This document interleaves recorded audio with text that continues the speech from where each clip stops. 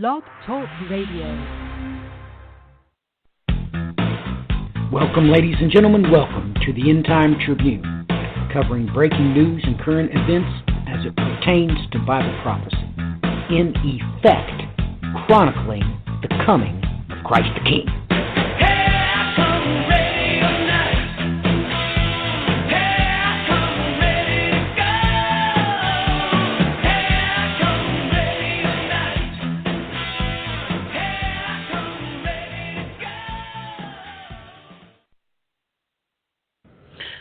Welcome, ladies and gentlemen. Welcome to the End Time Tribune. It is a great honor and a privilege to be with you tonight.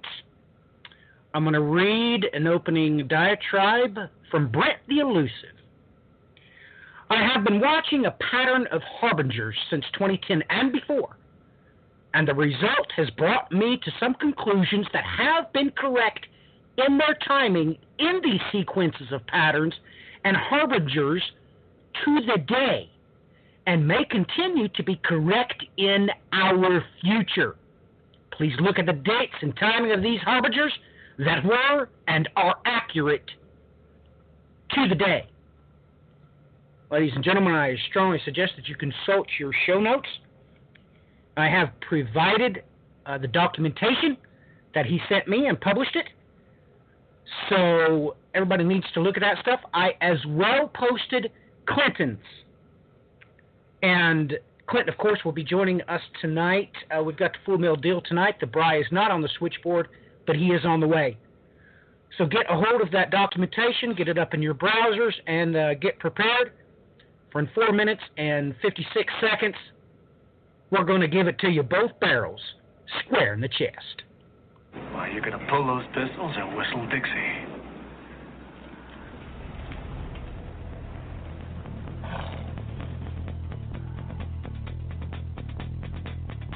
Let's ride.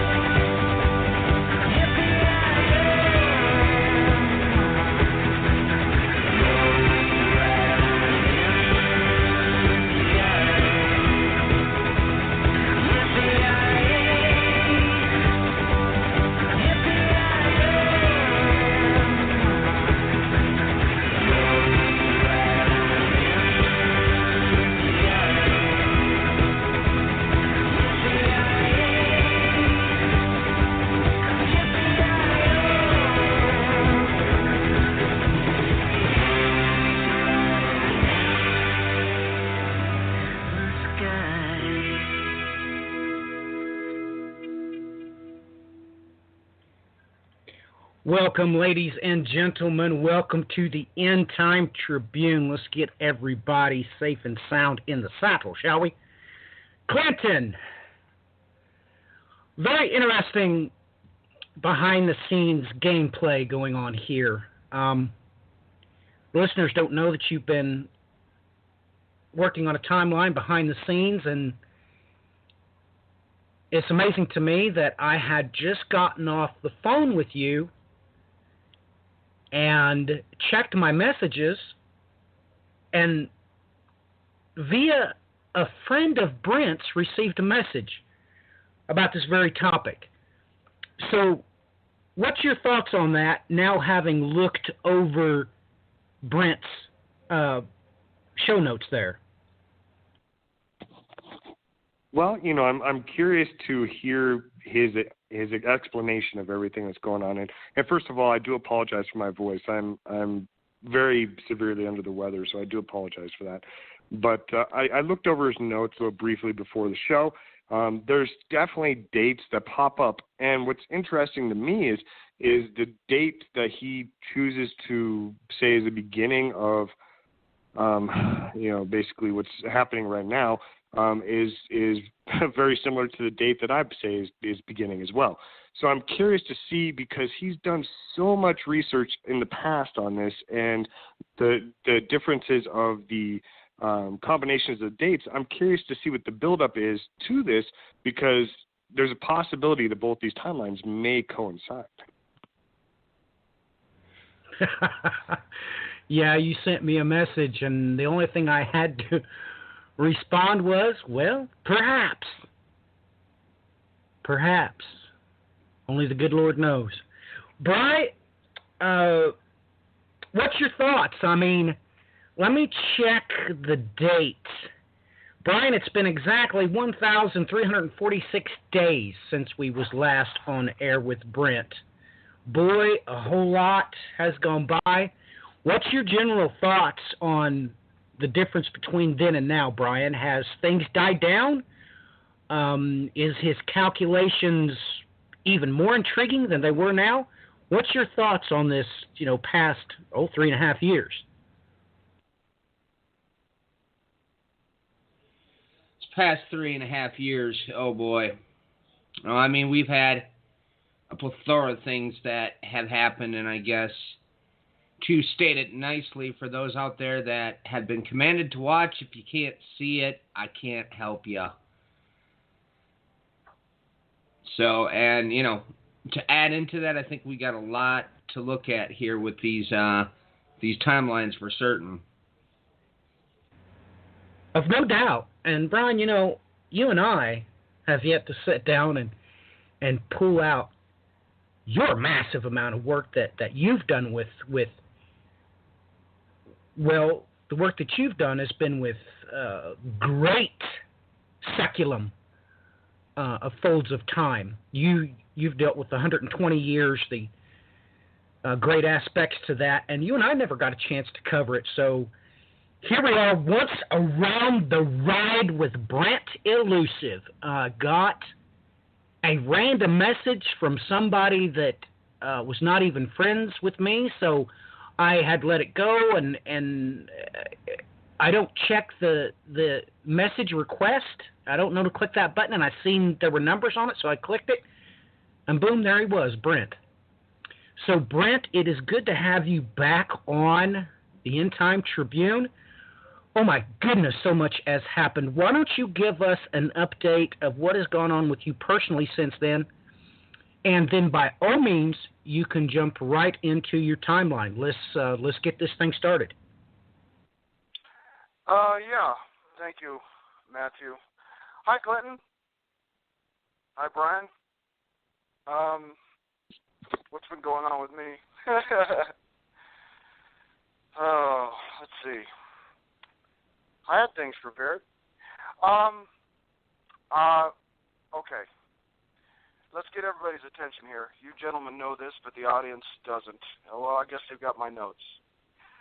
From December 6th, 2017, the day Jerusalem was recognized as the rightful capital of Israel, minus 1,335 days, was April 11, 2014. 4 days before the first blood moon. September 22nd and 23rd, the sign of the woman in the heavens and the Feast of Trumpets, minus 1,260 days, was April 11th, 2014. 4 days before the first blood moon. From December 6th, 2017, minus 1,290 days, was May 26th, 2014. 490 days before the last blood moon. From December 22nd, when the United Nations voted to reject Jerusalem as Israel's capital, minus 2,520 days, was January 28th, 2011, the day that a light came down over the Temple Mount, right over the Dome of the Rock. That should get everybody's attention. I have something here that I feel I need to say, and I thank you for your time.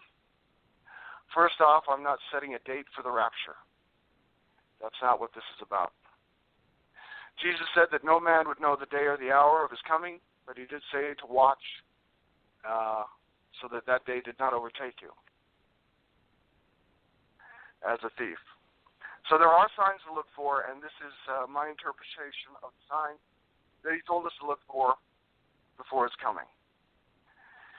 In the beginning, God created the heavens and the earth. And God said, let there be light in the expanse of the skies to separate the day and the night, and let them serve as signs to mark seasons and days and years. God said to Noah about the rainbow, this is the sign of the covenant I have established between me and all life on earth. Jesus said, there will be signs in the sun, the moon, and the stars. Jesus said to the people of that time, an evil and adulterous generation seeketh after a sign. There shall be no sign given to it, but the sign of the prophet Jonah. Jesus said, oh, you hypocrites, you can discern the face of the sky, but can you not discern the signs of the times? Jesus said that there would be signs to look for in our day, in the last days, for his coming. In May 1948, Israel became a nation again after 2,000 years.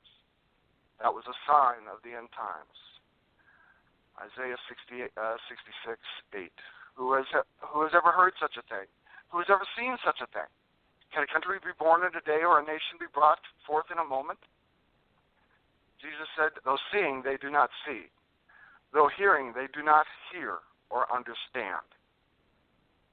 In 1967-68, there was a blood moon tetrad, a sign in the heavens, and the last blood moon was on Sukkot, the Feast of Tabernacles, October 6, 1968. 490 days before that blood moon, the Six-Day War began in Israel. In the first time in 2,000 years, Israel reclaimed the Temple Mount, and it was a sign of the end times. Jesus said that the generation that saw the signs of the end times would not pass away before all was fulfilled. 1948 plus 70 years is 2018. 1968 plus 50 years is 2018. I say that just to say that we are close to the end. The number 2,520 is connected to the number 1,260, which is connected to the number 1,290, which is connected to the number 1,335. And they're all connected to the number 490. This is an undeniable biblical truth. And from there, I had more to read, but I think I've said enough. And the timeline, I listened to the show last night, the one you put on before, that we did before. I enjoyed it very much, and I can see how much God has shown me since then.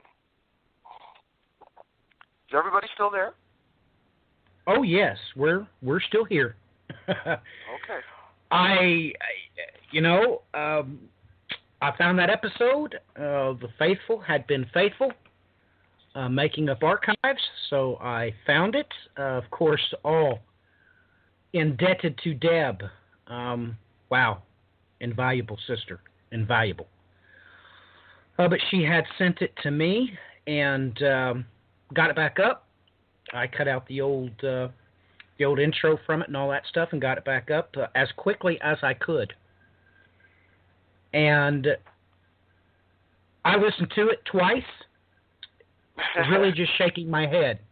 I mean, I didn't know what to say or how to contemplate it, and Brian and I usually get to talk before an event like this, but that just wasn't possible. So the diatribe that we had, 3 years ago, looking back on that time, having no idea that this POTUS was going to get into the government, and oh my goodness, has the gates been opened? Whether people are for him or against him, he certainly is a harbinger. No doubt to that. He is playing the cards a whole different way. He's completely going out of his way to make sure that the direction that he is going is up the creek. He makes sure that he's going against what everybody else has done for the past, decades on end. So just considering that is enough to make me take pause. But then looking over your current calculations, I mean, you sent me, oh my goodness, the plethora of information that you sent me is just off the charts. It is enough for you to set up and to hope. To hope your redemption draweth nigh. And how many people do that nowadays? How many people sitting in the pews on Sunday actually long for his return? No, they don't. They long to take a good look at their tax return. But they certainly do not long for the coming of Christ the King. As a matter of fact, I seriously doubt that the majority of them even think on such things at all. Period. Now, with that in mind, everything that you've put together, looking over, I'd already investigated what Clinton had sent me. He sent me a whole bunch besides what I published today for the show notes. Oh, I cannot put it any other way. It provokes me to hope and to long. And that's what I want. There are so many times you get into the umpteenth day and you're just in the cycle, you're just in the rut, you just do, and then all of a sudden, God rattles your cage. And you remember, something triggers that response that you remember where it is you're going and where it is that you want to get to. And that's the way I take it. That's the way I swallow it. I'm hoping these things are the way you have plotted out. And that's probably got, that's probably got most people, gasping for, oh, he can't do that. Really? Really? So, Brent, that's my take on it. That's my take on everything you're going to tell the listeners. And like I said, they're probably looking over your show notes right now. So, like I said, the floor is yours. Take it away.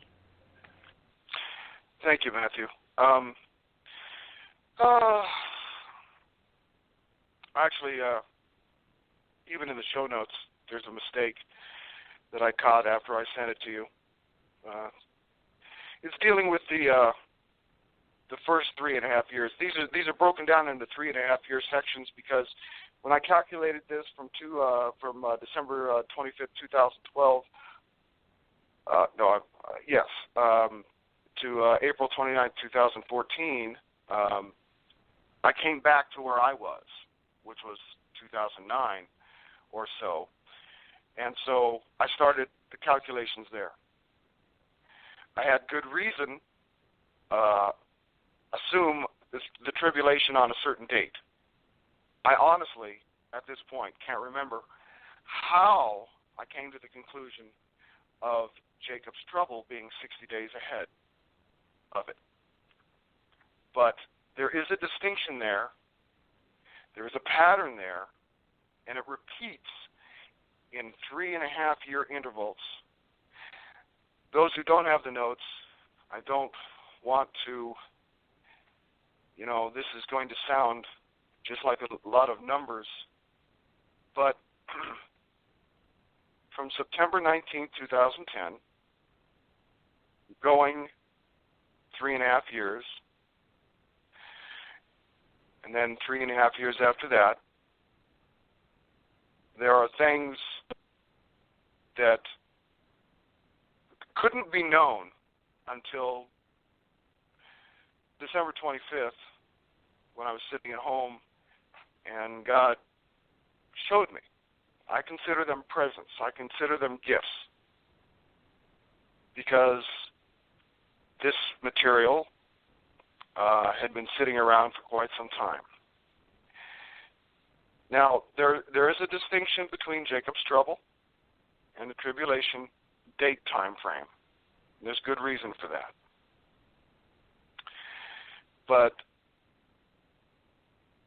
it couldn't be known at the time that within Jacob's trouble time frame, on September 26th, 2010, that 2,520 days later would be the eclipse of August 21st, 2017. Yeah, we would know it was the eclipse. Matthew and Brian and astrologers, and they knew it was coming. But the significance of it, I think, in these patterns makes a huge difference. Within Jacob's trouble again, which is a 3-month, 90-day period with the tribulation date 60 days after the beginning of Jacob's trouble. In the middle, hope I'm not confusing people, October 29th, 2010, 2,520 days again, was before Yom Kippur. Revelation 12, the sign of the woman in the heavens. This was before that event. And yet it falls within a time period of Jacob's trouble that later down the road, almost 7 years later, fall into Jacob's trouble again. Because I was wrong in assuming that the 2010 pattern was the real event. There have been 2 separate harbingers of events in 3.5 year intervals that I was fooled by. And yet they gave harbingers that looked like the real thing. It just until things didn't happen, I thought they were going to. On November 17th, 2010,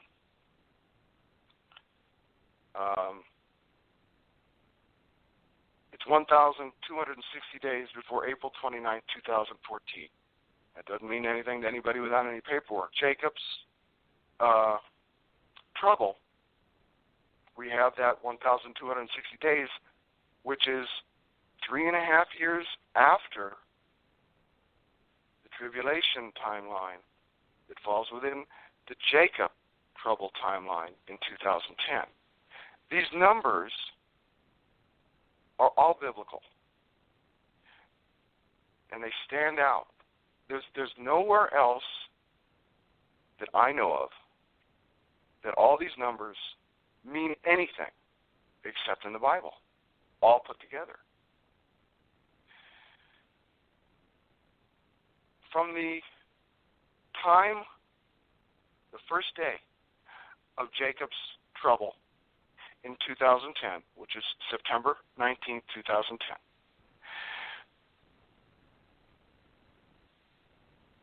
there is a 90-day period until what I would consider the second seal opening. I'm considering Jacob's trouble and the tribulation timeline. I didn't know which one was going to be the start of a tribulation period. I didn't know if the white horse, the first seal, is the Antichrist spirit coming upon the earth to change times and seasons and so forth. How could I know? There is speculation that there's a peace treaty signed at the beginning, but it also says that the man of sin will not be revealed until he steps into the temple and does the abomination of desolation. So I was looking to the second seal for an answer. The second seal is peace being taken away from the earth. Personally, I couldn't know whether the Antichrist spirit had been let loose at the beginning of a tribulation without a peace treaty. So I looked for the second seal sign, peace being taken away from the earth. From the very first day, Jacob's trouble, September 19th, 2010, to 90 days later, to December 18th, 2010, to the day that I calculated, thought the second seal would open, the Arab Spring started. Well, I had to wait to see. And when it started, I marked it down. And it became a very, very big deal.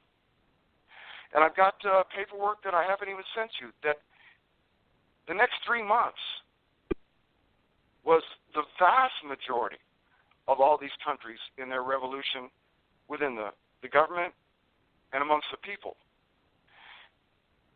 It says that it will take peace from the earth. It doesn't necessarily say it's armies. Ethnos against ethnos. And we saw that. So I thought, hey, that's it? Well, again, I was wrong. But that was a harbinger. Let's jump ahead. Everybody likes to get into the meat. Not from Jacob's trouble, September 19, 2010. And this is where it gets, it's amazing. I mean, it follows a pattern, but then it switches. November 17, 2010. 3.5 years later to the day is April 29th, 2014. That is within the Blood Moon Tetrad, which started on April 15th. Oh, I'm sorry. 3.5 years later, after November 17th, was April 29th, 2014. 14 days earlier was the first blood moon. So we have another starting point for my reasoning of looking for the tribulation to start, because nothing happened after the Arab Spring. Nothing that was significant that because I'm considering the seals, at least the first 4 horsemen and seals, opening at 3-month or 3-month, 90-day intervals. So we had the first one, the Arab Spring, from April 29th, 2014, which is 490 days after December 25th, 2012, the galactic alignment, which is how we got here to begin with. If anybody wants to go back and listen to the show Matthew was talking about, I really got a kick out of it, and it was really nostalgic. 90 days after April 29th, 2014, there should have been something happen. Again, the second seal, because I couldn't tell what would be in the first seal. I don't know if I sent you the actual paperwork. WikiLeaks seems to say, Wikipedia says that it was June 29th. But I have documentation that shows, and at the time, I was living it. I mean, whatever they put on there, Wikipedia is not exactly correct. I've got proof for it. 3 months, 90 days after April 29, 2014, looking for the second seal to be opened, peace being taken from the earth, ISIS sent out a video the day after Ramadan saying that they were starting a caliphate. Well, how much have we seen of them? A lot over the years. They have not gone away yet. We are still sending men. We are still having them killed. We are still fighting these terrorists. They still have their caliphate. They tried to make prophecy come about by taking over a certain city that the Muslim prophecy says would be a proof of their leader being the new is it Imam? No, it's not Imam. The new leader of the caliphate. So 90 days after a Jacob's trouble, the Arab Spring, 90 days after a tribulation date, there was ISIS. And these two events were harbingers. And then we come to a blank. What happened? Nothing. Until recently, at least on my documentation, nothing happened. Until recently, and I got a download, and there is, let's see, December 18th, 2010, 90 days after Jacob's trouble, was the Arab Spring. Still within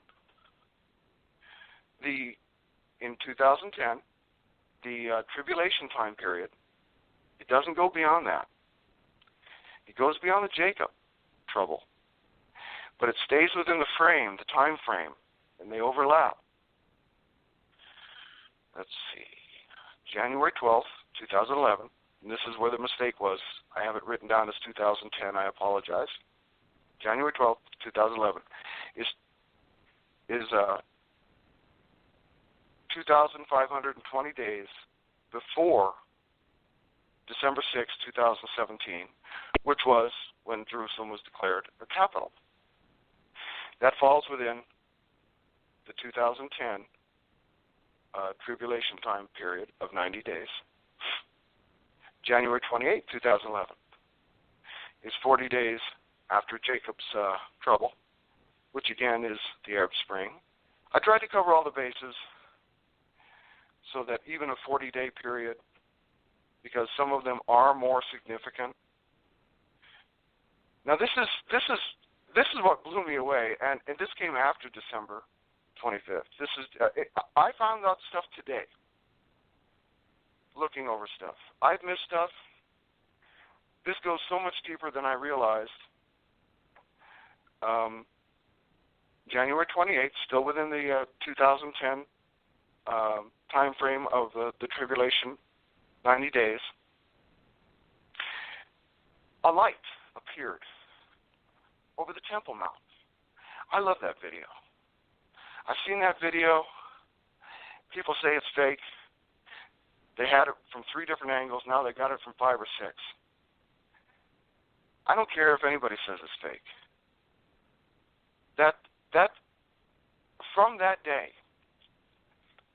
January 28, 2011, it happened at around 1 o'clock in the morning, Israel time. Anybody going through my documentation will see that some of the dates seem to be off by a day or so. Well, we've got different time frames because Israel's a day ahead of us, at least 7 hours. So if it's the 8th there, it's the 9th here. If it's the 9th there, it's the 10th here. At 1 o'clock in the morning, a light comes down over the Temple Mount in Jerusalem, over the Dome of the Rock. 2,520 days later, exactly 7 years, the United Nations votes whether to have Jerusalem be the capital of Israel for diplomatic reasons, which they want to snuff that out so it doesn't get any more important. But they voted at 5 o'clock in the evening. 7 hours later, which would be in Jerusalem time, would be midnight in Jerusalem. So within 1 hour, 7 years to within the hour, a light comes down over the Temple Mount, and the world rejects Jerusalem as their capital. Blown away. Blown away. I was blown away. Unbelievable. There's a secret. Let me get a sip of something, please. I'm sorry. Thank you.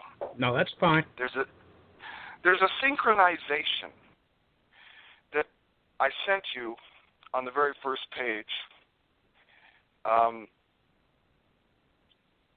131 days and 72 days.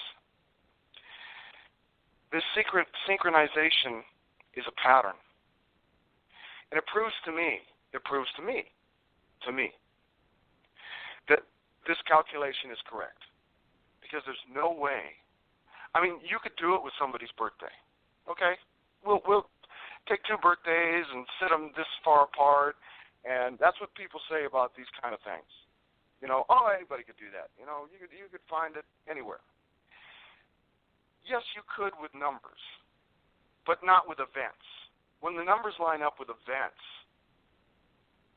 and the events have meaning, let alone biblical meaning, then you really have to start paying attention. So there's a pattern within the pattern. We have the cycles and the time frames and of God's in the heavens showing signs. And then in this pattern I have, there's a pattern. January 28, 2010 is 131 days after Jacob's trouble. And January 28th was the day that the light came down over the Temple Mount. 131 days from Jacob's trouble. January 28th, same date, Temple, light coming down. 72 days after the tribulation date I have. Okay, so what? 131 days and 72 days, big deal. it lands, you can do that. Both of the dates start at January 28th, and they're separated, Jacob's trouble and the tribulation timeline, by 131 days and 72 days in 2010. Let's jump forward, 2014. July 11th, 2014, very pivotal date, a lot going on. But the point being is 131 days after Jacob's trouble, just like above, as I'm reading, was March 2nd, 2014, and is 1,260 days after the light over the Temple Mount. So we have two Jacob timelines that are 131 days pointing to the same event. Now we have the 72 days of the tribulation date from July 11th to April 29, 2014, and is 1,260 days after the light over the Temple Mount. Well, the 1,260 days makes sense, but how does the Jacob's trouble and the tribulation, starting at separate times, being on different days of 131 and 72, coincide and match from 2014 back to 2010? Okay, coincidence. Jump ahead, 2017. From December 22nd, and we're talking about the Temple Mount again, or Jerusalem, the day that the UN voted against Jerusalem becoming the capital, 131 days after Jacob's trouble, was August 13th, 2017. Let's see. Am I messing up here? The United Nations voted to reject Jerusalem. No. We're good. December 22nd, 2017, 72 days later, was October 11th, 2017. Now, that doesn't mean much, but from looking at Jacob's trouble in 2010, 2014, and 2017, the events that are important here are 131 days after Jacob's trouble. In 2010, 2014, 2017, all these events, important events, are 72 days after the tribulation date time frame. This is a pattern that I need to look into more. Again, December 25th this year, I got a download. I'm still going through this stuff. I'm still finding stuff. I'm amazed. Let me stop here for a second. And Clinton, this time frame within the time frame of the 131-day and 72-day, 2010, 2014, 2017, if I haven't been too confusing, is there anything like that in your, because I haven't seen any of your work, is there anything like that in there that is within a pattern within a pattern that you have? Well, to be honest with you, yes. The dates that you have, for instance, just to bring it up, like you have on here, December 22nd is 131 days after Jacob's trouble starts on August 13th, 2017. On my time frame, the opening of the first seal would be August 8th, 2017. Now, your next thing you have on here is December 22nd, 2017 is 72 days after the tribulation date of October 17th or October 11th, and according to my time frame, the second seal opens October 6th. So, go ahead. So what you're presenting is basically the build-up up until the final week, and then my time frame And my time frame is completely based off of the astrological signs that are coming out of here and the 59-day lunar cycle. And once you put those two together, your time frame builds up to that point, and then my time frame kind of condenses it into more specific dates past that. Okay. Yeah, well, that's the thing is, right now, I do have 2017 mapped out, but not completely. So it's not like it stops. It's like you say, it's a build-up. But everything's been a harbinger up until this point. May I interject? Oh, please.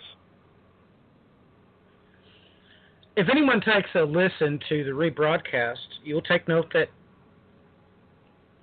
Brian and I pointed that out to Brent back then about the 59-day sequence and why the Lord does that.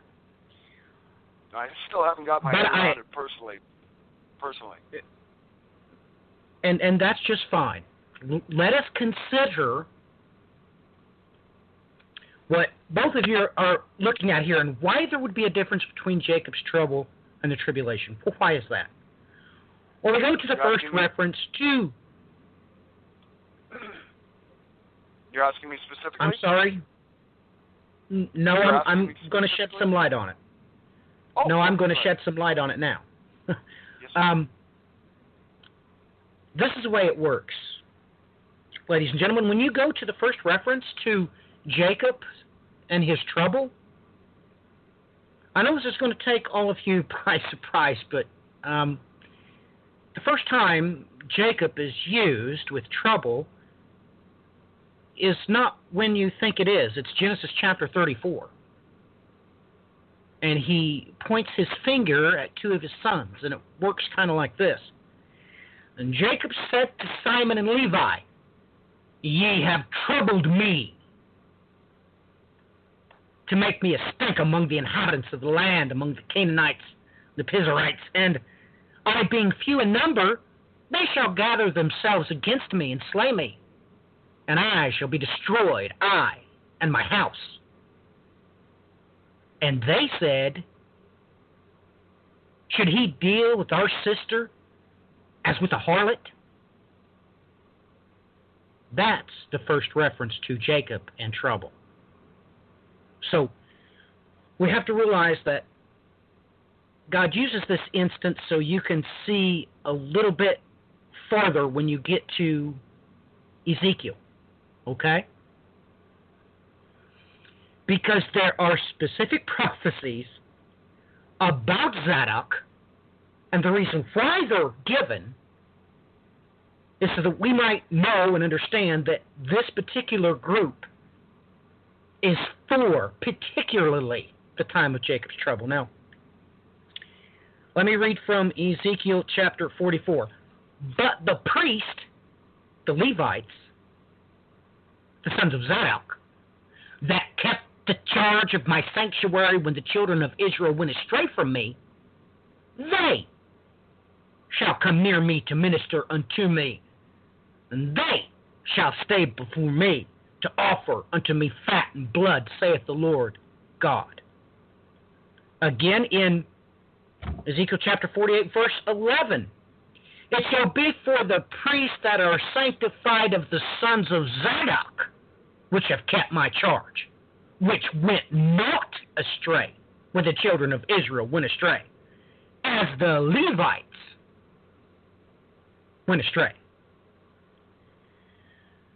You have to realize this is why you're seeing echoes, one into the other. This is why you're seeing, how can I explain this? If any of you have taken a clock, and I mean a mechanical clock, and taken off the back, you will see multiple gears spinning at multiple velocities, yielding but one single time. Now, you can take a stopwatch to those gears, use a stopwatch and determine that, well, wait a minute, one of these gears, it takes, a minute to complete one revolution, but the one right underneath it, well, it does so in 12 seconds. So we have to realize that, ladies and gentlemen, all the prophecies concerning the sons of Zadok are going to come true. And in the kingdom, the only ones that's going to be allowed in the inner sanctuary, because there is, of course, going to be another edifice for Christ the King. Don't think he's going to rule barefooted from the field. Oh, no. Oh, no. So while we frolic in the field, being the bride, we know that the kingdom is administered by those that's going to rule and reign with him. But those, ladies and gentlemen, those the ones that just keep the rules, the laws, the regulation, they are called Hebraically Hamsharatim. Take note, the sons of Zadok will alone be inside doing all the duties inside the edifice of his rulership. You have to remember that. So, when you go back to the beginning of the troubles, see where the troubles was from, what the next verse said, which Brian and I did a lot of work on that too, as far as signs in the heavens, what it mean, and we was saying exactly the opposite of what everybody else was saying. Now you can see why that would be true, because Jacob's trouble had everything to do with harlot, or the accusation of harlotry. So, with that being said, you both have to remember that God has to deal with the sons of Zadok. Not all Jews. Do you understand that? God never said that. He only said the sons of Zadok. We have to deal and come with a reckoning with the sons of Zadok. And they're going to come before the rest of the church gets their full meal deal, shall we say. But God repeats himself when he makes sure everybody needs to know. Like I said, all 4 times in Ezekiel, God makes himself perfectly clear that it's not all Jews or everybody la-di-da-di. He explicitly says the sons of Zadok of the Levites. Them and them alone is going to have to be segregated out. They have to endure. So, knowing that, and knowing how basic wave dynamic works, once a wave hits a wall, it has a reflection and goes back to the center. Strikes itself, goes back out to the edge. So it's natural that you're going to see echoes, but you're calling them sequences within sequences. Yeah. But I call them echoes because, well, I've studied a little bit different than you are, and I have a different viewpoint than you do. But the point being, both of you should naturally realize that you're going to see within any cycle is comprised of segregated cycles. A minute is comprised of seconds, is it not? Is not a week comprised of days? Those are sequences inside of sequences. And their concert creates another greater sequence. So that should just come naturally abiding by the laws of physics. Those things would absolutely have to happen. They would absolutely have to happen. So, now that I've rambled on for probably way too long, Brian, would you like to jump in here with any comments up to this point? Because you've been quiet there for quite a while. So, Brian, did you have anything you wanted to add or comment on, please?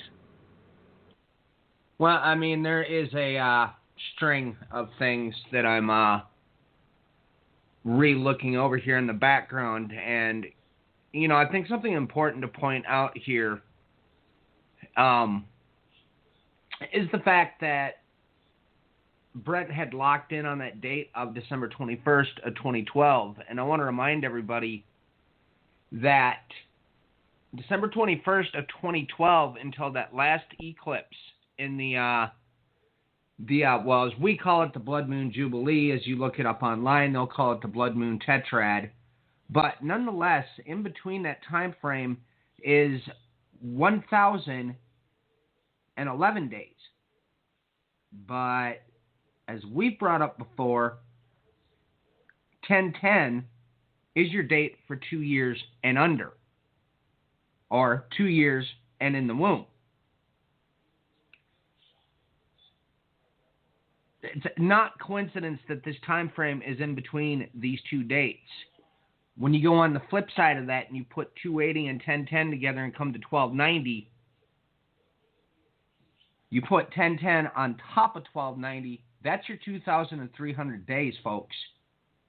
That day being a kickoff day is very, very important. And, you know, I had looked over those Mayan prophecies quite extensively, even going into the actual Mayan books themselves. And it was not, folks, everybody when that day came and went, they went, oh, the world didn't end, ha, it's so funny. Those prophecies never said that, folks. Not at all. But what they did state is we were entering into a time of trouble. We know full well that when we hit the rewind button and went back 2 years prior to December 21st to 2010, when we had that massive lunar eclipse that took place in the constellation of Orion, that very night, something strange happened across the entire planet when all of the earthquake monitors began to go off for no reason whatsoever, basically showing massive earthquakes all over the planet. Right around the corner, we had the beginning, or actually, if I remember correctly, it might have been a few days before that, we had the beginning of the Arab Spring, because a lot of people sort of ignored the factor of what caused the Arab Spring and then moving forward, but that all began in that same window. So we have these cycles, within cycles, within cycles, within cycles. And you can see that become more apparent as Brent explains his findings here, as Clinton brings up what his findings are. Folks, we have multiple cycles within time. If you take apart an old watch, an old clock, you're going to see all those little wheels, all those little cogs. Now, I'll leave that for the time being. Amen. Amen. And by the way, the earthquakes that you're referencing, that's the very time that I got a very frantic phone call from my very good friend. He shouldn't have been calling me because he was standing outside his car at a stoplight. Because he swore he saw the moon shake as he drove down the street. He thought that there was an earthquake, so he pulled to the side of the road, opened the door, looked out the window. The moon was still shaking. He didn't know what to think, so he drove up to the stoplight, and it bothered him so much, he was like, this can't be happening, because he thought it was his car vibrating or something. He was trying to determine what was going on. He finally opened his door, stood out in the intersection again, and called me. Looking at the moon, he said, the moon is vibrating. That's the very time, very night Brian's talking about. Well, it caught my point attention. Out something else real quick here about 2012 as well. Many also consider within that astronomical calendar, they considered that to be the end of the age at the end of 2012. December 21st, which is also another interesting little correlation that I had kept my eye on back in 2012.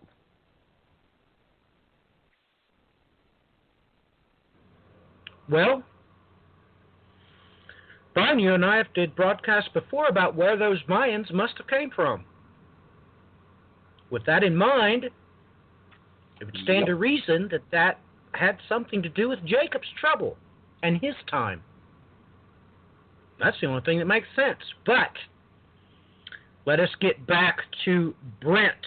Brent, once again, you have the floor. Yeah. Thank you, Matthew. Guys, this is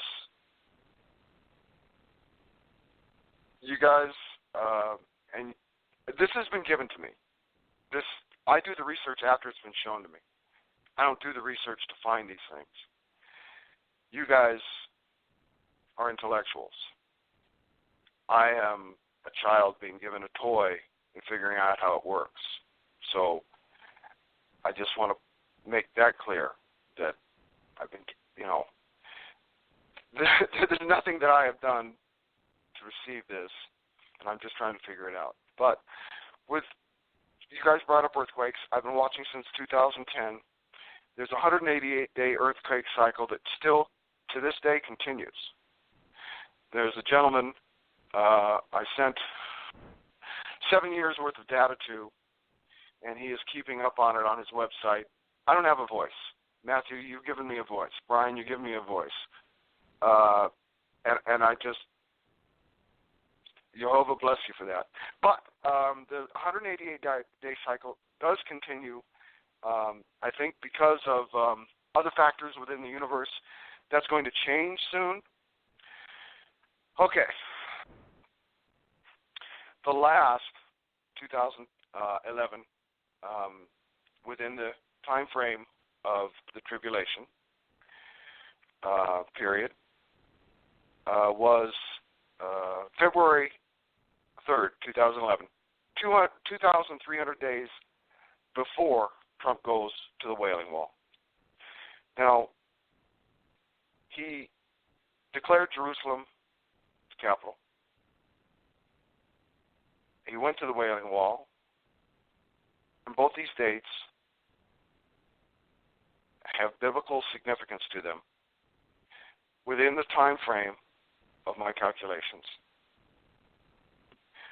But that is just the beginning. 2014 is where things just go nuts. Again, March 2nd would be a Jacob's Trouble start timeline. And from March 2nd to, let's see, oh my goodness, October 25th, 2014, from March 2nd, 2014 to October 25th, 2014, these events occur during the Jacob's Trouble, within the tribulation period timeline. March 10th, 2014, 1,260 days before the solar eclipse.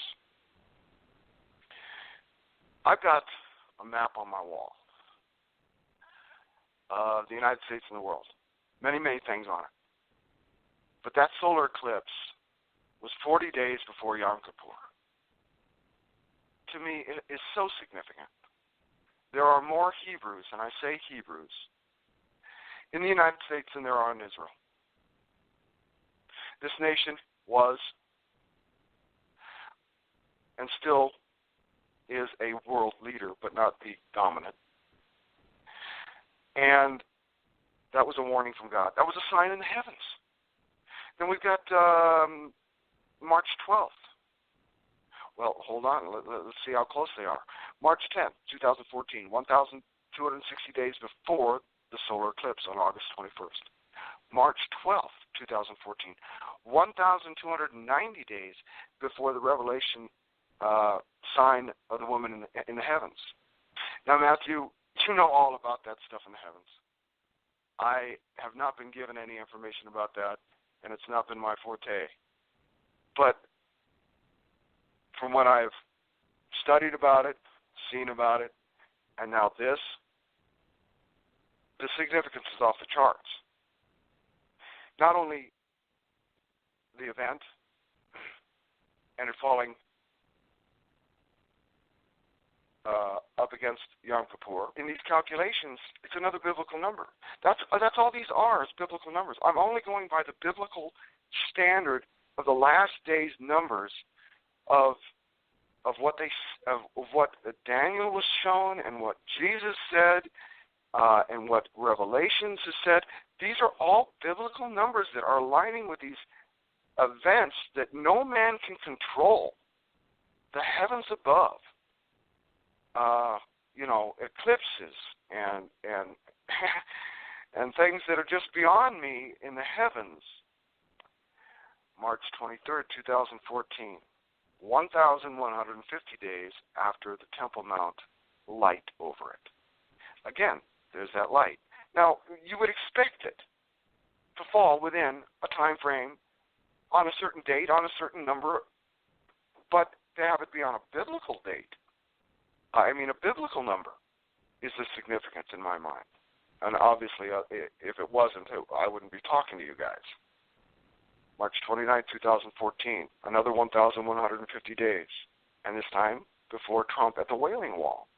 Again, falling within Jacob's trouble timeline and going into tribulation timeline, which is within the Jacob timeline.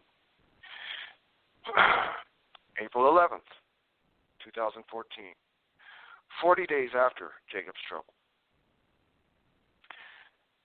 1,335 days before December 6th, Declaration of Jerusalem. 4 days before the blood moons. We're going to get into the blood moons. Hopefully, Matthew, we will continue this because the blood moons are right in the middle. From September 19, 2010 to 2017, right smack dab in the middle.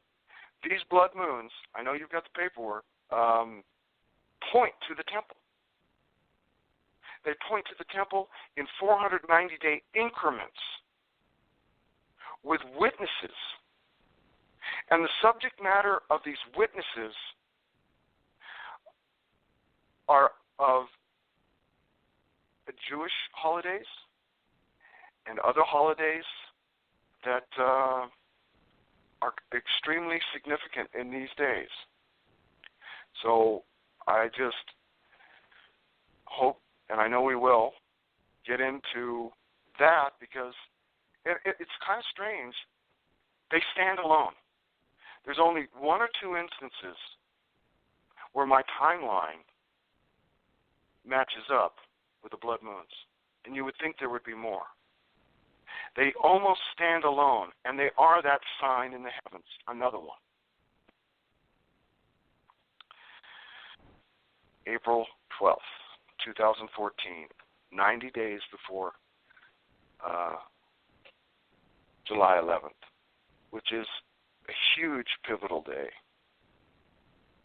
It's 1,260 days before the revelation sign of the woman, and 4 days again before the blood moon. I think these 4 days before the blood moons, they don't fall into the blood moon category. That's how separate the blood moons were.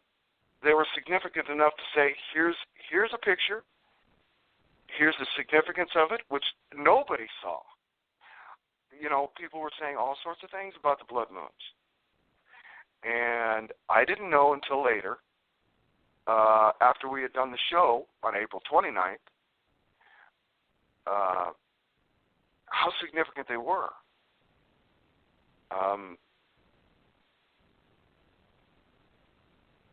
April 15th, 2014, the first blood moon, Passover. April 26th, 2014, 1,335 days before December 21st, 2017, the UN vote. These are just over and over and again. And you would expect that. But you wouldn't expect them on the biblical numbers. That's what's, I said it before, I'm saying it again. April 26, 2014, 1,335 days before December 21st. Now, let me ask you gentlemen something real quick. Because up until recently, very recently, I was confused. 1,150 evenings and mornings. I wasn't sure whether that meant 2,300 days or literally 1,150 days. What is our opinion out there? Ask that question one more time. It talks about the 1,150 days, evenings and mornings. Does that make it 1,150 days or 2,300 days? Well, because I've got both of them down here. Now, well, let me remind you, okay? Sure. You're going to have, how do I put this? What do you call them? You call them echoes or sequences. Okay. Yep. The sequence of the bride and the sequence of the sons of Zadok are offset. Do you understand? You're putting it in terms that is a bit confusing for me. It was a straightforward question, but I'll take any answer I can get. Okay. The reason why you're seeing two different things is just like changing a gear on a 10-speed. Well, when it was written, it's talking about evening and morning, 1,150 evenings and mornings. Is that 1,150 days or 2,300 or both? That is both. One for the sons of Zadok, one secula for the bride. Okay, way beyond me. Just being honest. One speed is for the sons of Zadok, and the other speed is for the bride. Gotcha. Which is all the church. So that I understand the distinction between the two, but when it's written out, it seems like it's one or the other. So my conception of it seems to be that it, yes, it your couldn't conception be both, of it. Can. Yeah. Oh yes, it can be both. Oh yes, it can be. You're right. Exactly. Yeah. Okay. Now. Okay. That being said, you're not aware of the video I made entitled Sign of Revelation 12 Occurs in 2017. You haven't watched that, have you? Wow. Love the title. Gotta love the video. No, I have not, Matthew.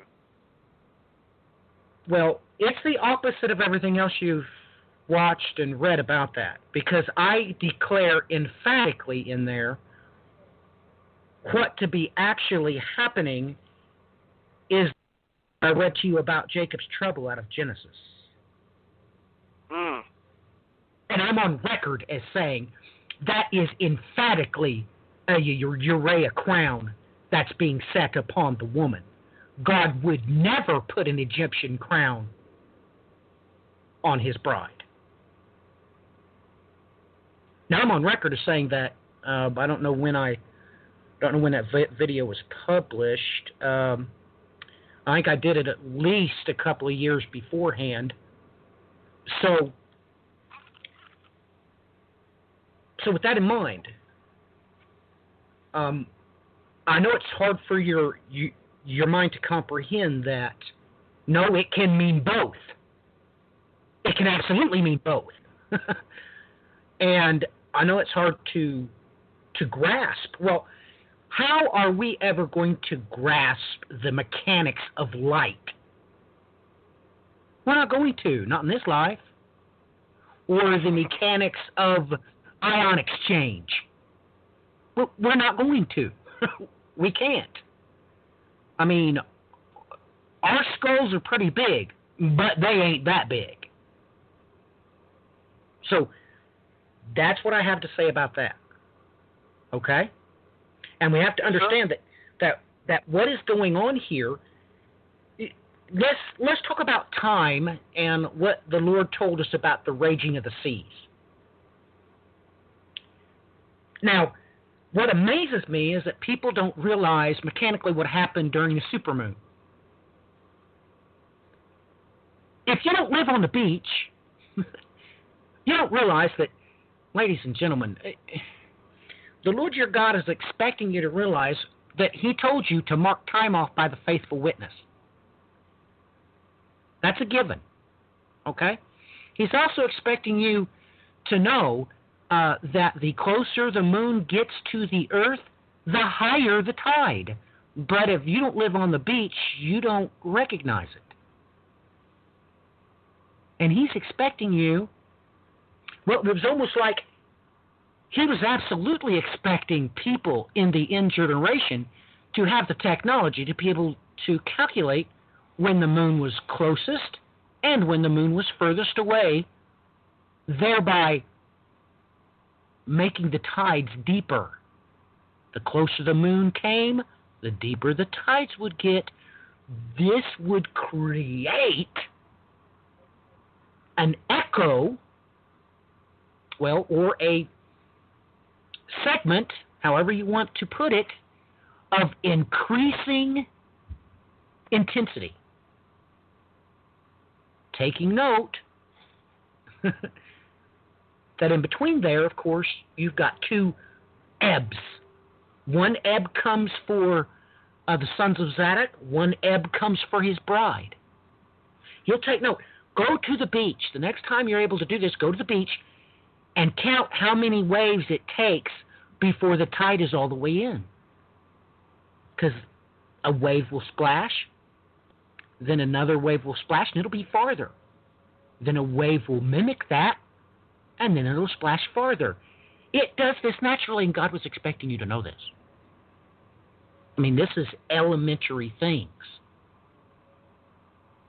Mechanically, these have been known since the 1700s, that the closer the moon gets, the farther the tide will come up on the beach. He was expecting you to understand that. And the tide does not rush in a tsunami. It does so by echoes. And He was expecting all of us to know that. He didn't say that anybody was going to be alarmed by a tsunami. That's not what it said. It said raging of the waters. It didn't say tsunami. He was expecting His children, to know to calculate time that way, not only prophetically, but mechanically. Now, that being said, Brent, you probably just, I don't know, maybe you never knew that if we have a supermoon, especially a super blood moon, the tide's going to come in farther than it does when the moon is farther away from the earth. No, absolutely. No, I have been aware of that, but didn't know where to put it. The significance of it was stopped at the shore, in my mind. Well, now you have a whole lot more to consider, don't you? Oh, yeah. Well, yeah. Well, let's let Clint jump in here and see if he has any comments, because he hasn't been able to comment for a while. Clinton, do you have any comments you'd like to add or discuss? You know, I'm just I'm pretty thankful to have the work that you put into this, Brent. Looking at everything and looking at the analysis you put together, it shows the amount of effort and the amount of work that you put into this. And I like Matthew's analogy of a clock with the different gears moving at different speeds, so that way you have the time frame that Brian's put together, which is a 120-year time frame, which we haven't even talked about. We have Brent's time frame, which is very complex time frame, and then you have my time frame, which is a lot different than all the others as well. And so it's amazing to see different aspects of time, different aspects of a timeline, different aspects of God moving within our society. And when you start looking at these dates and you start seeing certain dates pop up or certain time frames pop up or certain events pop up, you got to pay attention to it. You know, I mean, there's a reason that the Mayans had that day pegged on December 21st. There's a reason that the blood moon tetrad happened on those specific dates. There's a reason that these events that are transpiring in our modern time are happening on certain dates. It's because, well, this was designed a long time ago before any of us ever had anything. And I love being able to see the different views into the spiritual world in a way. And so I just want to say thank you, Brent, for all your hard work that you put into this, man. Oh, my pleasure. It's been an absolute joy. Like I said, December 25th, I felt like I got presence from God, and I did. I just want to share it with everybody. And thank you, Matthew. Oh, I'm here to serve. You know, that's what we're all supposed to do best, is serve. And we threw all this together as quickly as possible. I mean, within moments of you sending me the notes, I had them published, and within You're minutes good. You're good. And within minutes of Clinton sending me his notes to publish, I mean, I went as fast as I could. So we're doing what we can. And, you know, that's all we can do, is watch and pray and hope. Well, with that being said, anybody who doesn't get to listen or who doesn't get to listen to other shows, this is on my heart the most. This is why I reached out to you, Matthew. It's because when I was at the library today, I won't get into the details. I was exhausted and all sorts of other good stuff. I didn't send out emails to other ministries that I have shown glimpses of, that I only had glimpses of at the time, and they didn't seem to be interested, and that's fine, because it was only partials, it was pieces, and now we've got a bigger picture. But point being is, if these time frames are correct, hello people, listen to me now. If these time frames are correct, if these patterns continue, then on January 9th, 2018, there should be an event that would take peace from the earth. If these two, Arab Springs and the ISIS, were harbingers, then I'm not predicting, I'm calculating. You can't tell me I'm a false prophet if it doesn't happen, because it's only a calculation. I've done some observing. But I'm afraid for this world that on January 9th of this year, 2018, people, if these calculations are correct, if they continue in their pattern, if they continue in their cycle, then we're going to see something affect this world that is going to affect everyone. And I believe it'll be the second seal. Oh, there's gasps out there. We're already in the tribulation. Well, I don't want to. I'm sorry for the spoiler alert, but for anybody who doesn't listen to the next few shows and doesn't get the outcome of all this, I came here to warn people that, yes, by these calculations, I believe that October 11th, the tribulation started. 90 days after that is January 9th, and I believe peace will be taken away from the earth.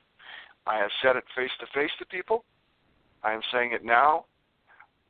And I'm only saying it for the best interest of those who might be shown by God that there is something correct in this, and there's not a lot we can do about it, but to be aware of it. So I just wanted to say that for those who didn't listen later for another show that didn't get the conclusion of it, and I'm sorry to say it. Well, let me add to it. Okay, let me put my 2 cents in here. There is a whole lot of people out there that has failed to repent of their sins personally. So let me make myself perfectly clear. Now, ladies and gentlemen, you must understand that many people think that when you're baptized, after you're born, fresh, brand spanking new baby, they actually have been taught by their church that now that baby is a Christian. And on a weekly basis, monthly basis, they have congregational readings, and they read a script. And on that script, they ask the Lord to forgive their sins. Ladies and gentlemen, you're setting exactly where Herod was. And I'm going to play the part of John the Baptist. Repent, for the kingdom of heaven is at hand. Once you do that, you need to hold to the Ten Commandments and the Beatitudes, and all will go well with you. So, with that being said, Brent, we have to remember that both what Brent said and what I stated, that is the matter at hand. Amen. If you're saved, well, you know how far up to get on the beach so that the tide don't overtake you, don't you? If you're not a Christian, you're not going to be out in the water and get drowned.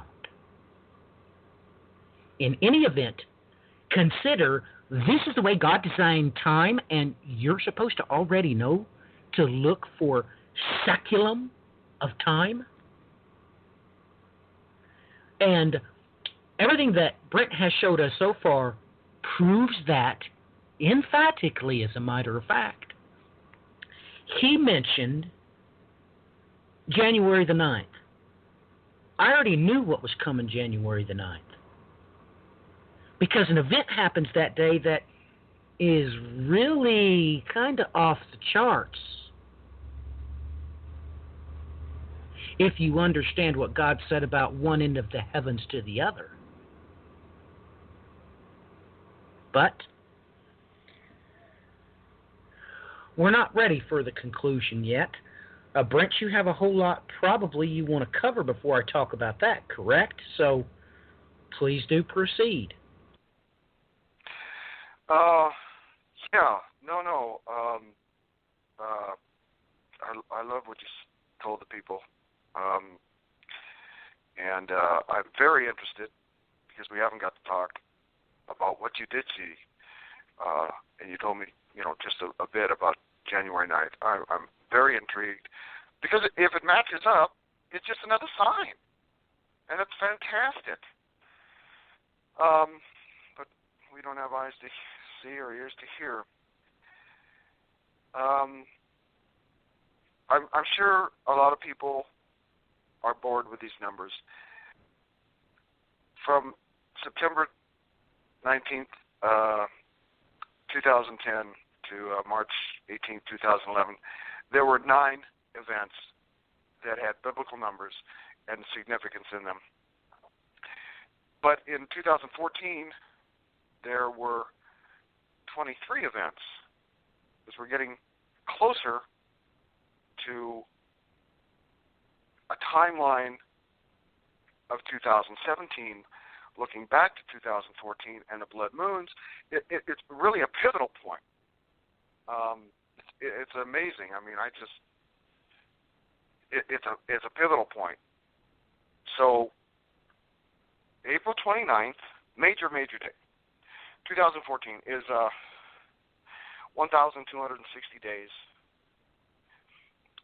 after November 17th, which was my calculation for the tribulation in 2010.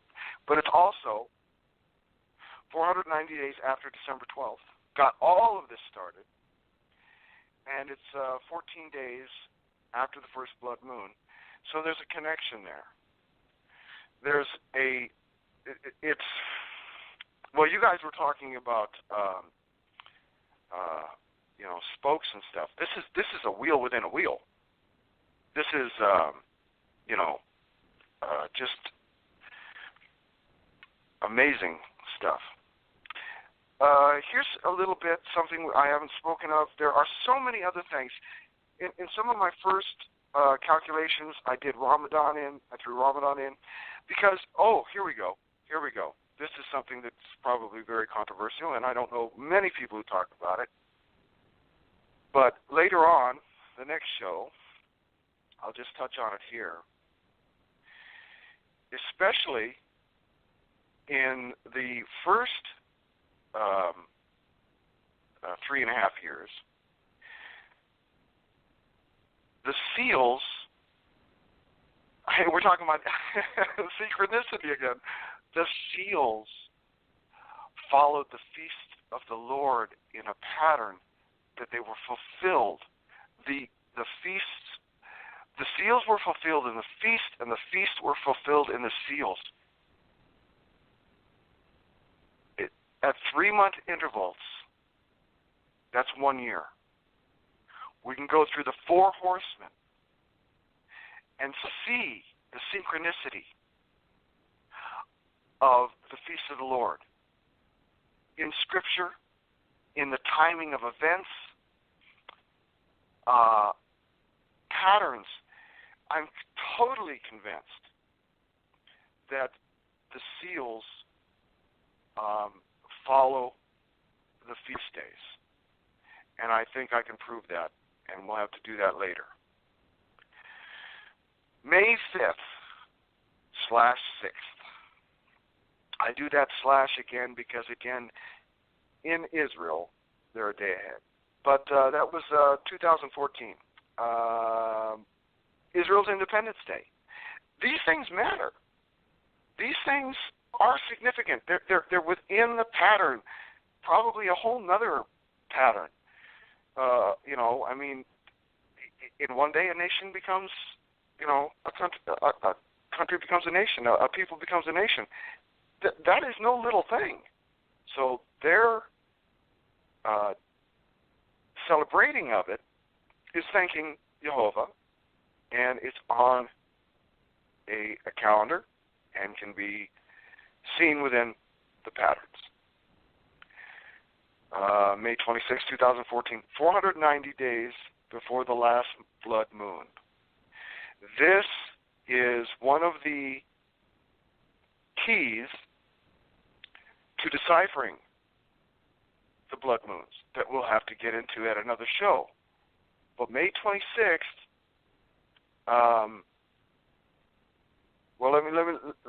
let me just wet everybody's whistle that doesn't know or has the paperwork. 490 days before the first blood moon fell right in the middle of Hanukkah. Jewish feast day pointing to the temple. 490 days before the second blood moon was Muhammad's ascension. These are holidays that I found that synchronized with the dates, that synchronized with 490-day time frame.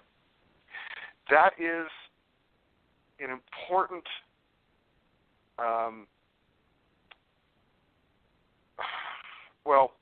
Muhammad's ascension points to the Temple Mount. Now, we know the truth about the matter, but a billion other people in the world that are against Christ, that want to destroy Israel, that are going to be a part of the end times in a very big way, have their main man and the Temple Mount combined together, and it happens to be both. You know what's even more amazing? Both of these are floating holidays. Hanukkah is a floating holiday. Muhammad's Ascension is a floating holiday. One is by the sun and one is by the moon. Unless I'm incorrect, maybe they're both by the moon. But the fact remains is they're floating holidays. 490 days, first blood moon, Hanukkah. 490 days before second blood moon, Muhammad's ascension. 490 days before the third blood moon, Hanukkah again. 490 days before the last blood moon, Muhammad's ascension, May 26, 2014. These blood moons are pointing to the Temple Mount. And I haven't even gone into the last blood moon of January 30th, 2017, the last blood moon of September 28, 2015, and its 490-day fulfillment, in my mind, two witnesses pointing to the temple. I guess we're going to have to get into that later. So May 26th was an important day. May 31st, again, these are all falling within the Jacob's trouble and the tribulation time frame. May 30 of 2014, which is 3.5 years after the others that I may have put some people asleep with. May 31st, 2014, 90 days after Jacob's trouble. March 2nd. Now, you know what? I don't know why that's there. I'm sure it's there for a reason. June 8th, 2014, 40 days after April 29th. Again, that's 40 days, okay. April 29th is the important day, but synchronicity of 40 days, I had to put it in. June 10th, 2014, 1,290 days before December 22nd, the 2017 UN vote. Big day. June 10th, 2014, 1,290 days before December 22nd, the UN vote. June 25th, 2014, 1,260 days before December 6th. Okay? We have these June 10th, June 25th, 1,260 days, 1,290 days, December 6th, December 22nd. Major days of announcements from world leaders saying yes and saying no to Jerusalem being a capital. I mean, it doesn't get any more biblical and prophetic than that. June 28, 2014, 1,150 days before the solar eclipse. Solar eclipse was for repentance. The repentance was because the tribulation started. When I was talking about the feast days leading up to being synchronized with the feast days being synchronized with the seals, there's always repentance before judgment, or a chance to. What you've got is tabernacles, then you've got, Yom Kippur. Then after that,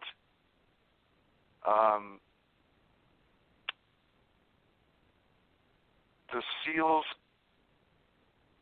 and the feasts start synchronizing in judgment. It can be seen better in 2010. I'm still working on 2017, but anyway, I feel like I'm rambling. I apologize. June 10th, 2014. Let's see, we got that. July 11th, 2014, 1,260 days after January 28th, which was the light over the Temple Mount. July 11th, big day, 2014, 1,260 days before December 22nd. So this Temple Mount, I know I'm repeating it, but it is repeating. The Temple Mount light and the vote, it's like, for me, an angel came down and God said,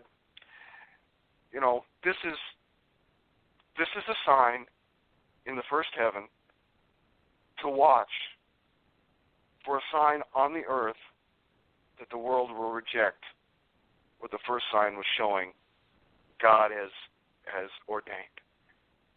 I don't know how to make it. In my heart and in my mind, that's what it says. I don't know about anybody else. Let's see. July, again, 2014, 90 days before October 9th. Now we have the second, which would be the second blood moon. So within the patterns, we have the second blood moon and the 490 days before the last blood moon. And I think those are the only two that line up. And August 10th, 2014, 1,290 days after the light. And on the paperwork, people who don't have it, I put down light/angel. I'm totally convinced it was an angel. There's just that's just all there is to it. There's no such thing as UFOs. There's no extraterrestrials. There are UFOs. We don't know what they are, but they're not from another planet. Let's not even. I know that's going to be a huge deception. Part of the enemy is pulling out all the stops at this time. He comes to lie, kill, and destroy. And he's going to do an unbelievable job at it. The last one, September 24th, 2014, 1,335 days after the light, angel, over the Temple Mount. Now that's not unusual to have something in the past or in the future, a date that you can align with 1,290, 1,260, 1,335, but it's the event. It's the event that matters. It's the event that makes it astounding. So basically, Matthew, I've gone over what I think. Well, let's see. Hold on one second. Yes, we have one more thing that I should have started with. And that is, I think this is an interesting little page. March 2nd of 2014 was the beginning of Jacob's Trouble. And I didn't even have that date on my first calendar. I just started it at April 29, 2014. I just started it as the beginning of the tribulation. But within the framework of Jacob's Trouble and the tribulation period, we've got a few more. March 10th, which is 8 days after second Jacob's Trouble, 1,260 days before the solar eclipse. March 12th, 1,290 days before the Revelation sign and Yom Kippur. March 23rd, 1,150 days after the Temple Mount light. We've got all of the Temple light mount within this 5-month period. March 29th, 1,150 days before Trump at the wall. I tried to cover all my bases. Some of it may be silly, but all of it, I believe, is significant. Gentlemen, go for it. Well, I think I'll hold my peace right now. Let's get Brian's 2 cents. He's been sending me links behind the scenes with stuff that, ladies and gentlemen, when hasn't this happened? Me and Brian be talking about something and we're in real time finding stuff. It just shouldn't surprise anybody by now. Brian, you got the mic. We're down to 15 minutes before the end of the broadcast. Well, there is an event I want to go back in and kind of put a big circle around, folks. Something that was brought up was the date that the formation of the caliphate, where the caliphate was announced with the Islamic State, with ISIS, in 2014.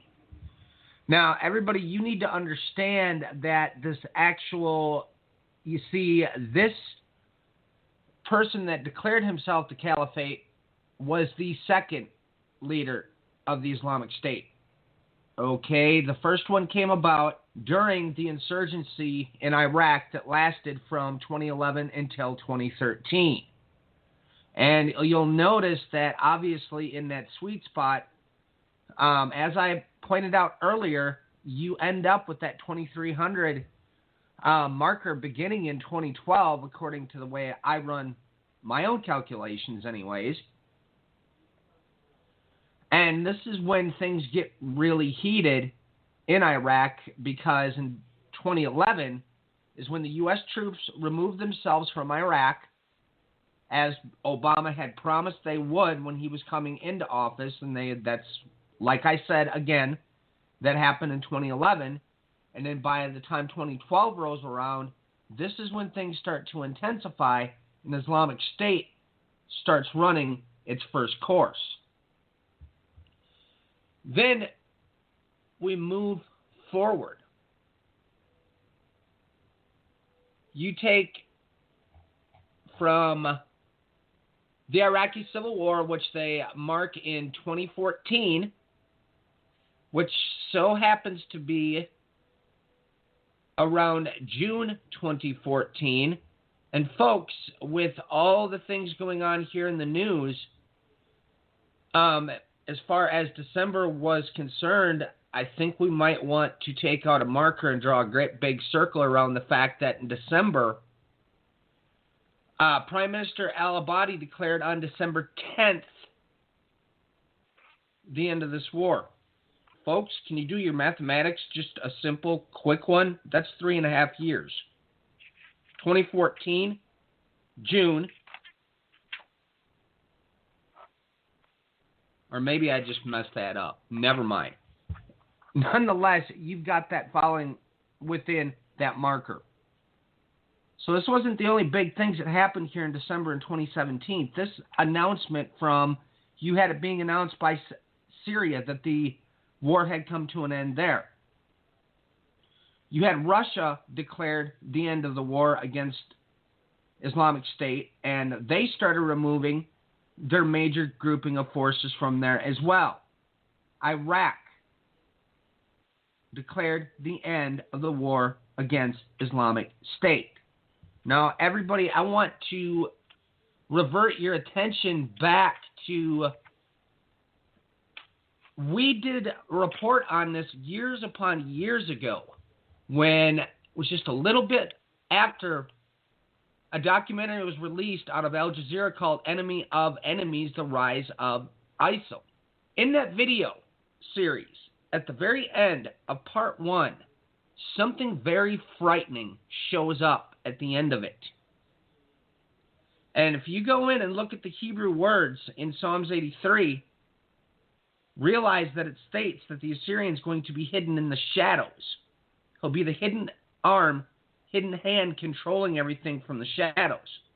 Now, on my YouTube channel at Overt Attention Show, I have a little video up here called Behold the Assyrian, and it's a 3-minute, 52-second clip that shows exactly what Psalm 83 says, as these 3 different sources come in and tell the story of this man that showed up that was actually controlling everything. It was not the caliphate himself that was. No, it was this hidden man that nobody knew who he was. He wasn't an Arab. He wasn't pan-Arabic, which is just another nationalist term to, break it down. No, they don't understand who this guy was, let alone why he was controlling everything from behind the scenes. So that begins to get rather worrisome when you start looking at the context of what is happening here with Islamic State. We go backwards on top of it too, folks. Everybody remember about warships being scrambled to Cyprus, which was what? Kittim? That happened back in the same time frame. When the first chemical attack was launched in Syria, and the United States scrambled warships there, they were about to launch an attack when, lo and behold, according to intelligence sources, Obama was fed false intel, and that's why he pulled back, folks. This had nothing to do with what they've tried to lead you to believe in the right wing. No, this had to do with the fact that he was fed false intel, and it turned out that it was one of the terror organizations that actually launched the attack, one of the organizations fighting against Assad's forces. Him seeing he had false intel, he pulled back. But roll it forward. Then we have that infamous 100-year timeline in 2017, right as the United States entered World War I in 1917, 100 years to the day, Donald Trump does what?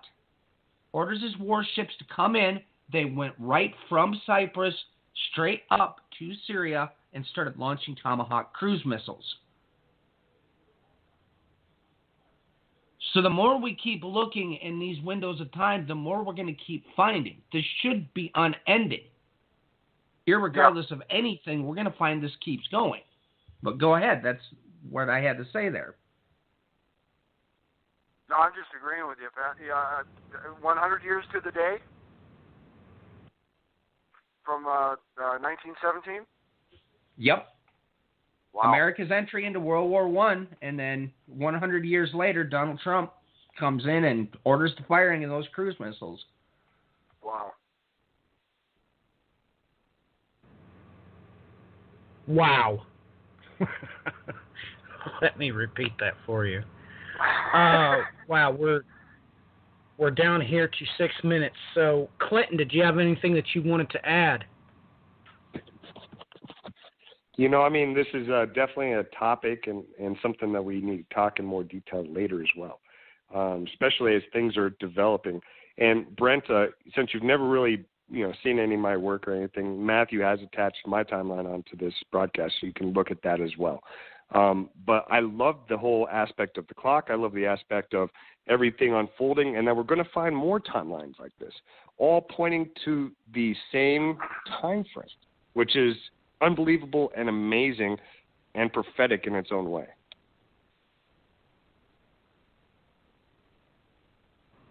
Amen to that.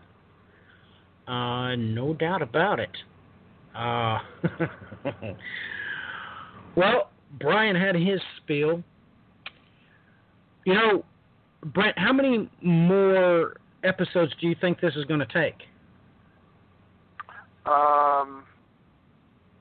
Well, if the guys join in,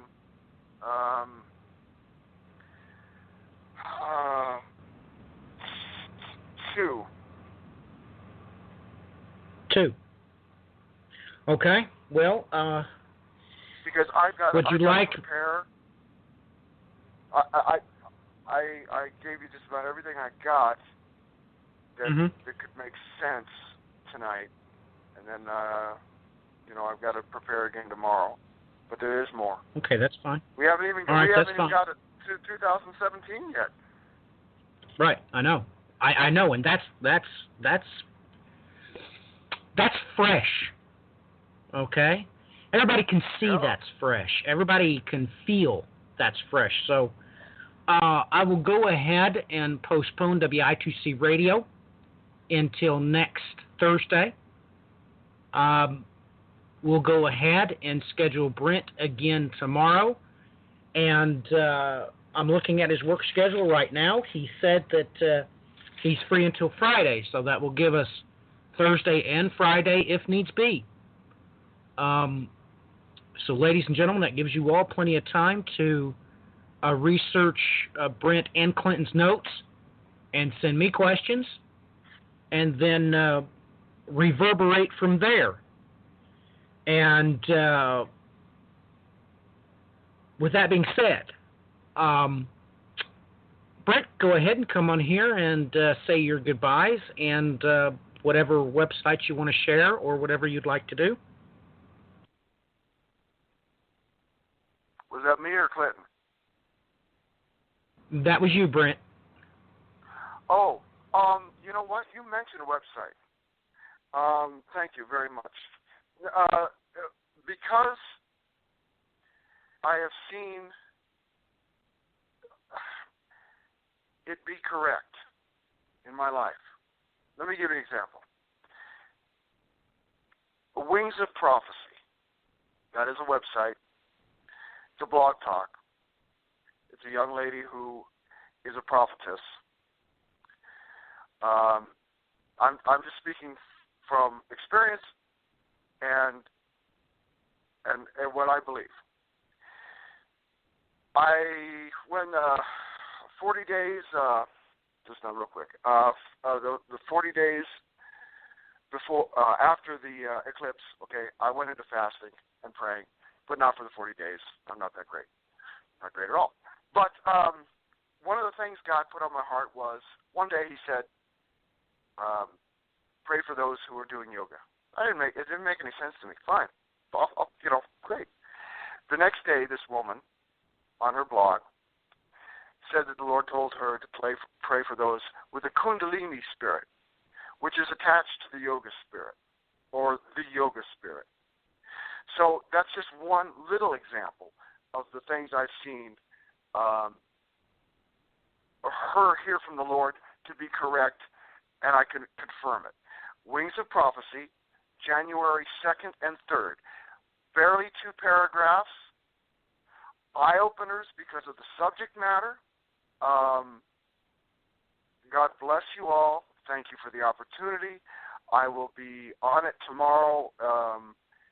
I apologize for being scatterbrained. I don't have my own computer. I have to go to the library. It's been closed since December 25th for quite a while. Gentlemen, it's been an absolute pleasure. Can't wait to see your stuff. God bless you all, and thank you. All right, Clinton, go ahead and jump in here with your closing comments and websites and contact information, please. Just another testament to Brent's work, the fact that he's doing this at the library. I mean, that just says a lot right there. So thank you for all your hard work and everything you put in this, and we definitely look forward to talking to you again. Everyone, if you want to learn more about me, my website is clintonkowach.com, and you can also follow me on Twitter. My handle is @ClintonKowach, and all the news broadcasts we ever talk about are always posted there. Thank you very much, and may God guide you on your journey. Brian, your turn, bud. All right, you can find me at Overt Attention Show on Twitter. Want to contact me, thebandsofTime@gmail.com. Website, overtattentionshow.com. And I got to, second that. Doing all the work at the library, that's definitely some heavy-duty commitment. So, all right, thanks for joining us. God bless. Yes, ladies and gentlemen, Brent is not, how do we put that? Well, he's not in the upper echelons of the economic scale, shall we say so. The Lord has to deal with him more directly. That's what he was referring to, downloads. He didn't mean downloads off the internet because he doesn't have a computer. He can only go to the internet to get online. Let me leave you with this. This was published December 26th, ladies and gentlemen, just days ago. I'm going to give you an excerpt, just one paragraph from this scientific journal. When rising currents hit the underside of the solid lithosphere, they deflect sideways, exerting drag. If that drag is strong enough, it can rip up the lithosphere, creating new plates and making old ones move, upwelling magma, filling in the gaps. When this happens at the bottom of the ocean, the result is the seafloor spreading, which is what Vine and Matthews has observed. This is occurring today in places such as the Mid-Atlantic Ridge and the Red Sea Rift. Ladies and gentlemen, there they go again. Brian and I has told you well about this. It is the Sheba Rift that goes up and intertwines underneath Damascus. Well, with that in mind, ladies and gentlemen, until next time, as always, God bless, Godspeed.